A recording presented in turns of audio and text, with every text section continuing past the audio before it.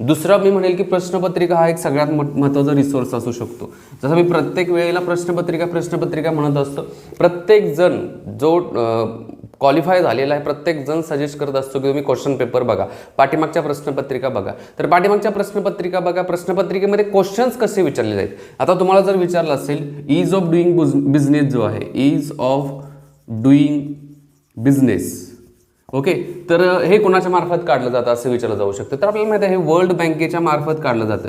हे ह्याच्या अगोदर विचारलंय. जर ह्याच्या अगोदर विचारलं असेल तर आपल्याला प्रॉब्लेम काय आहे, मग ईज ऑफ डुईंग बिझनेस बरोबर वर्ल्ड बँकेच्या मार्फत आणखी कुठलं काढलं जातं, तर ग्लोबल इकॉनॉमिक प्रॉस्पेक्ट काढलं जात असेल, ठीक आहे. त्याचबरोबर वर्ल्ड इकॉनॉमिक आउटलुक कुणाच्या मार्फत काढलं जातं असा जर प्रश्न विचारला तर तो IMFच्या मार्फत काढलं जातं. म्हणजे हे रिपोर्ट्स आहेत.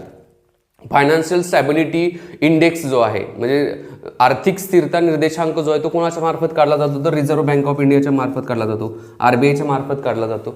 ह्या गोष्टी ज्या आहेत ना करंटला धरून त्या विषयामध्ये जाऊ शकतात. त्यामुळे आपल्याला माहिती काय पाहिजे की याला स्किप नाही करायचं आहे, करंटला स्किप नाही करायचं आहे, त्याचबरोबर त्याला धरून स्टॅटिक विषयामध्ये पण जायचं आहे, ठीक आहे. अशा प्रकारे अभ्यासाची एक स्ट्रॅटर्जी रणनीती कंटिन्युअसली ठेवा.